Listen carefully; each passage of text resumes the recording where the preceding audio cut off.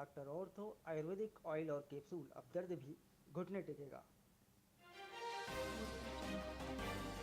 बसपा की राष्ट्रीय बैठक आज मायावती करेंगी अध्यक्षता। दोपहर 12 बजे होगी बैठक, सभी राज्यों के पदाधिकारी होंगे शामिल।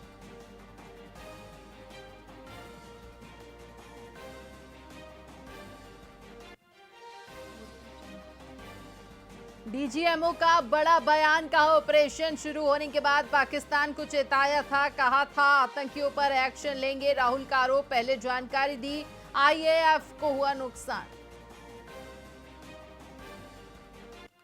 अमित शाह के गुजरात दौरे का दूसरा दिन, अहमदाबाद में 1692 करोड़ रुपए की कई परियोजनाओं का करेंगे लोकार्पण और शुभारंभ।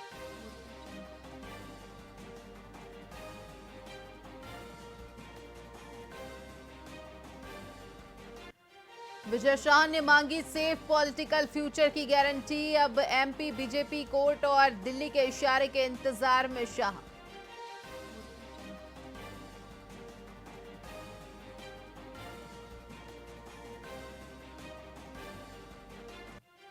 और देश के 16 राज्यों में आंधी बारिश का अलर्ट। बिहार के गया में दीवार गिरने से 2 लोगों की मौत। दिल्ली में रेडिप मेट्रो स्टेशन की छत उड़ी।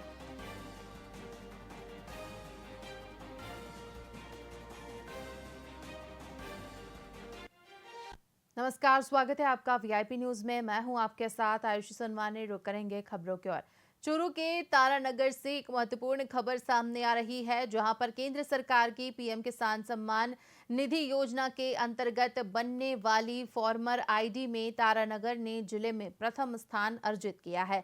राज्य सरकार के निर्देश पर ग्राम पंचायत और पंचायत समिति द्वारा शिविर लगाकर किसानों की फार्मर आईडी बनाई गई। तहसीलदार शुभम शर्मा ने बताया कि 60% से अधिक फार्मर आईडी बनकर तैयार की गई है। तारानगर ने ये उपलब्धि हासिल की है। वंचित किसानों के लिए पटवारियों को डोर टू डोर जाकर उनकी आईडी बनाने के लिए निर्देश दिए गए हैं, ताकि वे केंद्र और राज्य सरकार की योजनाओं का लाभ उठा सके। तहसीलदार ने किसानों से अपील की है कि लाभार्थी कृषक अपने गिरदावर सर्किल में पटवारी के पास जाकर अपनी आईडी बनवा सकते हैं। तो राजस्थान से खबर सामने आ रही है, जहां पर तहसीलदार ने लोगों से आईडी बनाने की अपील की है। आपको बता दें कि फार्मर आईडी बनाने में तारानगर ने पहला स्थान हासिल किया है।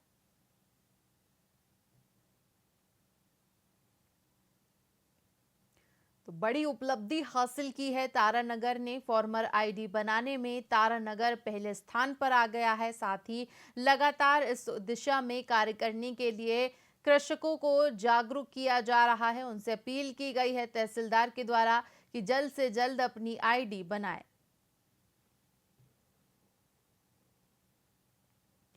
तहसीलदार कार्यालय में जाकर किसान अपनी आईडी बनवा सकते हैं, जिसकी जानकारी तहसीलदार ने कृषकों को दी।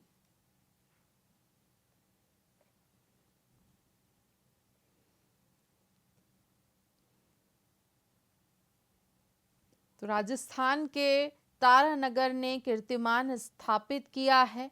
तारानगर पहले स्थान पर आ गया है।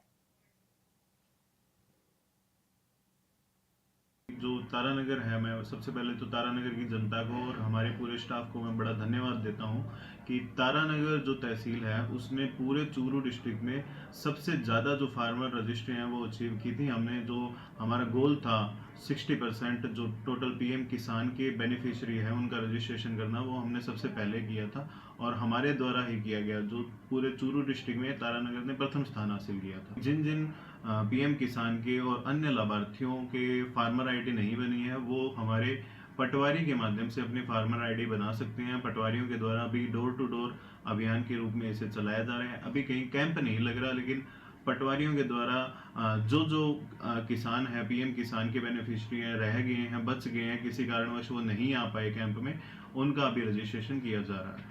फार्मर आईडी से एक तो जो पीएम किसान के लाभार्थी है, ऐसा बताया गया, सहकारिता विभाग द्वारा भी बताया गया है कि जो पीएम किसान के लाभार्थी है फार्मर आईडी में अपना रजिस्ट्रेशन नहीं करवाएंगे तो उन्हें आगे जो पीएम किसान का लाभ है उसे लेने में समस्याएं आएगी। तो मैं सबसे ये अपील करता हूँ कि हमारे तारानगर की जनता को मैं अपील करता हूँ कि वो आएँ और अपनी फार्मर रजिस्ट्री बनवाएं। जो तारानगर है, मैं सबसे पहले तो जेडीए प्रवर्तन शाखा ने चित्रकूट, जगतपुरा और जगदम्बा नगर में अवैध व्यावसायिक निर्माण पर बड़ी कार्रवाई की है। इस दौरान 3 भवनों को सील किया गया और एक स्थान पर अवैध दुकानों को ध्वस्त किया गया है। कार्रवाई मुख्य नियंत्रक आदर्श चौधरी की निगरानी में हुई। नागरिकों से अपील है कि अवैध निर्माण की सूचना जेडीए हेल्पलाइन या ईमेल के माध्यम से दी जाए।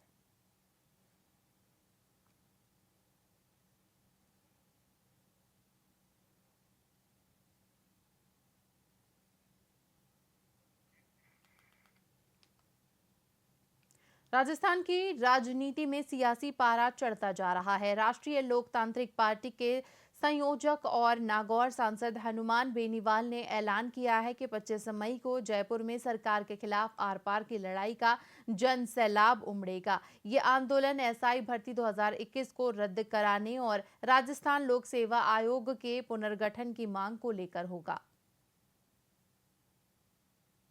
तो आंदोलन का अगला पड़ाव होगा वो 25 मई को 1 लाख जवानों की रैली जयपुर के अंदर करे, राजधानी के अंदर 25 तारीख को 1 लाख जवान जयपुर, सीकर, दौसा, टोंक, झुंझुनू, चूरू, हनुमानगढ़, गंगानगर, बीकानेर, अजमेर, जोधपुर, बाड़मेर, तमाम जो भरतपुर इलाके हैं, तमाम चित्तौड़, मेवाड़ से, कोटा डिवीजन से 1 लाख जवान यहाँ पे आएगा और जब तक यहाँ से नहीं उठेगा, जब तक भजन लाल सरकार भर्ती रद्द करने की घोषणा नहीं करते, आरपीसी के पुनर्गठन की घोषणा नहीं करते और दोबारा से ऐसी पुनरावृत्ति नहीं हो, इस बात की गारंटी नहीं दे रहे, तब तक नौजवान यहाँ से हिलेगा नहीं, उठेगा नहीं। और उसमें भी पार नहीं पड़ी तो प्रधानमंत्री का आवाज कहने के लिए दिल्ली की ओर उठाएंगे। आर पार की लड़ाई है, ये रुकने वाली लड़ाई है। जगह को नरेंद्र मोदी भी राजस्थान दौरे पे आ रहे हैं, तो आज वो भी है, फिर राहुल गांधी का भी कोई कह रहा था उनका, उसके बाद मैं आता हूँ। तो आप हमेशा मुझे देखा होगा, पहले प्रधानमंत्री आते हैं, फिर वो आते हैं, उसके बाद आरएलपी आती है। तो आरएलपी आ जाएगी 25 तारीख को, संख्या भी आप देख लेना, जबरदस्त संख्या होगी हमारी। तो आंदोलन का अगला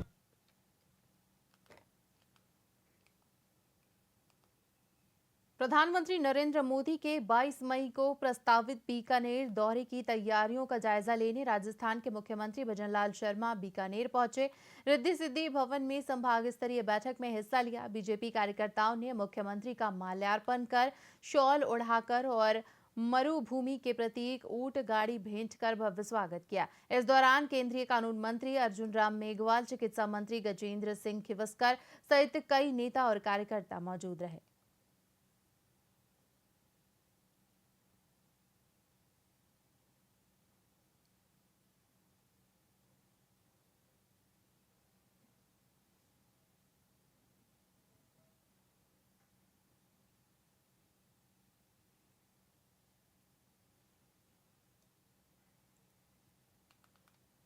बात करेंगे अगली खबर की। राजाखेड़ा क्षेत्र के भगवानपुर गांव में प्राचीन परंपरा के अनुसार लगने वाले मेले का विधिवत शुभारंभ भाजपा नेत्री नीरजा अशोक शर्मा ने पूजा अर्चना कर किया। इस मौके पर ग्रामीणों ने उनका चांदी का मुकुट और शॉल पहनाकर स्वागत किया। कार्यक्रम को संबोधित करते हुए नीरजा शर्मा ने कहा कि ऐसे मेले भारतीय संस्कृति और लोक आस्था के प्रतीक हैं जो नई पीढ़ी को अपनी परंपराओं से जोड़ते हैं। इस दौरान उन्होंने बजट 2025-26 में मुख्यमंत्री भजनलाल शर्मा द्वारा क्षेत्र के लिए की गई घोषणाओं की जानकारी दी।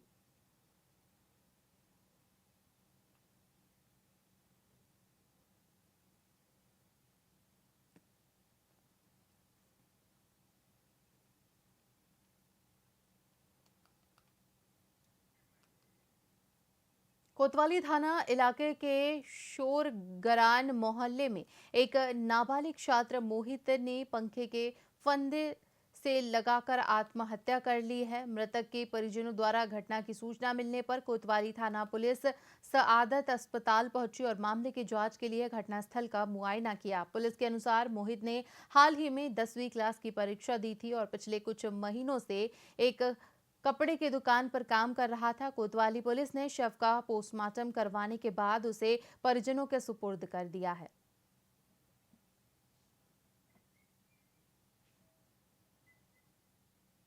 नारायण उप निरीक्षक थाना कोतवाली जिला टोंक है। आज 10:30 बजे करीब एक मोहित नाम के बालक ने अपने मकान में फंके से लटक कर आत्महत्या कर ली, जिसकी सूचना जरिए टेलीफोन मिलने पर कोतवाली से हम मौके पर पहुंचे तो उसका शव उसका बड़ा भाई दिव्यांशु उतार कर अस्पताल सादत में ले आया था, जहां उसकी मृत्यु हो चुकी थी। उसने एक रिपोर्ट पेश की है कि उसके पिता ने एक रिपोर्ट पेश की है कि मेरा पुत्र जो अभी 10वीं की परीक्षा दी थी, 16 साल की उम्र है, जिसने अपने कमरे में बंद रहकर पंखे से लटक कर चुन्नी से फंदा बनाकर आत्महत्या कर ली है। इस पर मर्ग दर्ज किया जाएगा और कानूनी कार्रवाई की जाएगी। मृत्यु का कारण एमओ साहब बताएंगे पोस्टमार्टम रिपोर्ट में उसके बाद।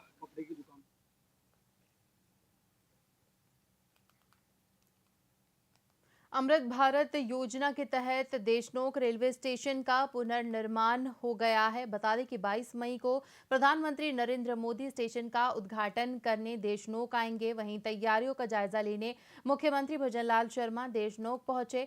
इस दौरान स्थानीय लोगों में खुशी का माहौल देखने को मिला। बताएं, ये जो रेलवे स्टेशन का काम चल रहा है। सबसे पहले माँ करने की पावन भूमि पर आपका हार्दिक अभिनंदन।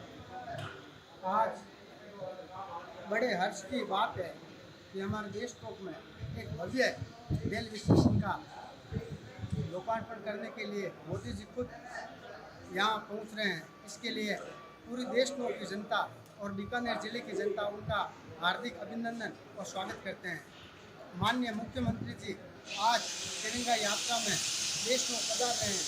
बड़े हर्ष की बात है कि माँ जगदम्बा की इस पावन भूमि में हम और पूरा देश और कस्बा इतने खुश और प्रफुल्लित हैं कि हमारे पास शब्द नहीं है। यही उम्मीद करते हैं कि आगे आने वाले समय में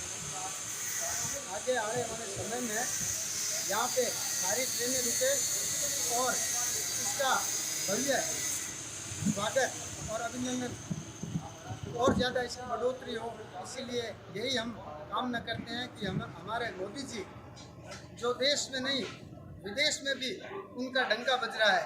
इसीलिए हमें हिंदुस्तानी होने पे और देश का वासी होने के लिए बहुत बड़े गर्व की बात है कि हम आज उनको साक्षात 22 तारीख को देश में पधार रहे हैं। इससे और खुशी की क्या बात हो सकती है। मैं उनका पूरे देश की तरफ से बहुत बहुत स्वागत अभिनंदन करता हूँ। जय हिंद, जय भारत। नाम बताइए। नाम रमेश उपाध्याय।